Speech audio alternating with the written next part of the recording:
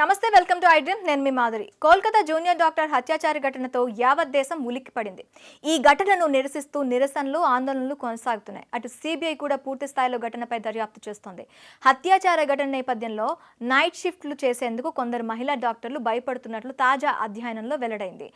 మూడింట ఒక వంతు మహిళా వైద్యులు నైట్ టైం పనిచేయడం సురక్షితం కాదని భావిస్తున్నట్లు ఇండియన్ మెడికల్ అసోసియేషన్ IMA సర్వేతో వెల్లడైంది. దాదాపు 3,885 మంది డాక్టర్లు పాల్గొన్న ఈ సర్వేలో దాదాపు 35% మంది వైద్యులు రాత్రి వేళల్లో విధులు నిర్వర్తించేందుకు భయపడుతున్నట్టు చెప్పారు.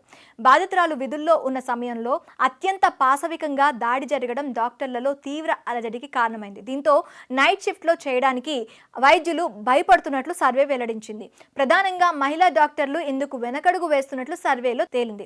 అయితే విధులకు వచ్చేటప్పుడు ఆత్మరక్షణ కోసం ఆయుధాలను వెంట తెచ్చుకోవాలని పలువురు భావిస్తున్నారని IMA వెల్లడించింది. నైట్ డ్యూటీని సురక్షితంగా భావించడం లేదని సర్వేలో పాల్గొన్న 24.1% మంది వైద్యులు ఆందోళన వ్యక్తం చేస్తున్నారు. మరో 11.4% మంది వైద్యులు అత్యంత తీవ్ర ఆందోళన వ్యక్తం చేసినట్లు సర్వే పేర్కొంది.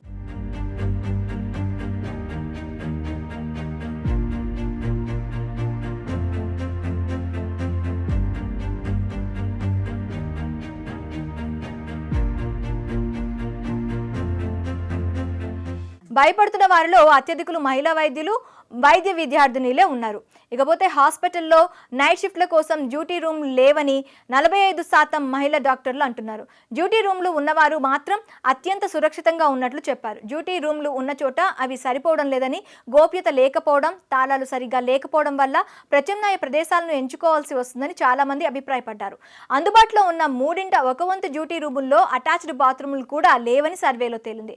వాటి కోసం చాలా దూరం వెళ్లాల్సి వస్తుందని వైద్యులు ఆవేదన వ్యక్తం చేసినట్టు పేర్కొంది. 53% డ్యూటీ రూములు, వార్డులు అత్యవసర చికిత్స విభాగాలకు చాలా దూరంలో ఉన్నాయని IMA సర్వేలో తేలింది. మొత్తంగా సర్వేలో పాల్గొన్న అనేక మంది రాత్రి షిఫ్టుల్లో సురక్షితంగా లేమని భావిస్తున్నట్లు నివేదిక పేర్కొంటోంది.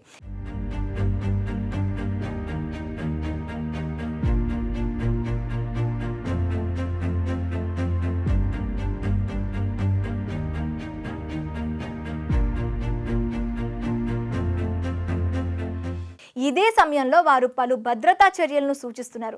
శిక్షణ పొందిన భద్రతా సిబ్బంది CC కెమెరాలు, అవసరమైన చోట విద్యుత్ దీపాలు, సెంట్రల్ ప్రొటెక్షన్ యాక్ట్ CPA అమలు, అలాగే రోగి బంధువుల సంఖ్యను నియంత్రించడం, సైరన్ వ్యవస్థల ఏర్పాటు, కనీస సౌకర్యాలతో డ్యూటీ రూమ్లు ఏర్పాటు వంటివి సూచించినట్లు తాజా రిపోర్టులో పేర్కొంది. జూనియర్ వైద్యురాలిపై హత్యాచార ఘటన వేళ వైద్యుల భద్రతకు సంబంధించిన సమస్యలను అంచనా వేసేందుకు IMA ఆన్లైన్ సర్వే నిర్వహించింది. ఇందులో 22 రాష్ట్రాలకు చెందిన 3,885 మంది ప్రభుత్వ, ప్రైవేట్ ఆసుపత్రుల వైద్యులు పాల్గొన్నారు. వీరిలో 85% మంది 35 ఏళ్ల లోపు ఉన్న వైద్యులు ఉన్నారు. 61% మంది ఇంటర్న్స్ లేదా PG వైద్య విద్యార్థులు ఉన్నారు. ఇలా కోల్కతా ఘటన తర్వాత చాలా మంది మహిళా డాక్టర్లు ఒక రకమైన అభద్రతా భావానికి లోనవుతున్నారు. వీరంతా ధైర్యంగా విధులు నిర్వహించగలిగే పరిస్థితులు రావాలంటే చాలా మార్పులు రావాల్సిందే.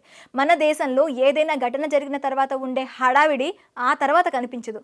అత్యాచారాలు, లైంగిక వేధింపుల నిరోధానికి ఎన్ని చట్టాలు తెస్తున్నా మృగాలకు అడ్డుకట్ట పడటం లేదు. అందుకే కోల్కతా ఘటన తర్వాత మహిళా డాక్టర్లలో భయాందోళనలు ఇంకా పెరిగిపోయాయి.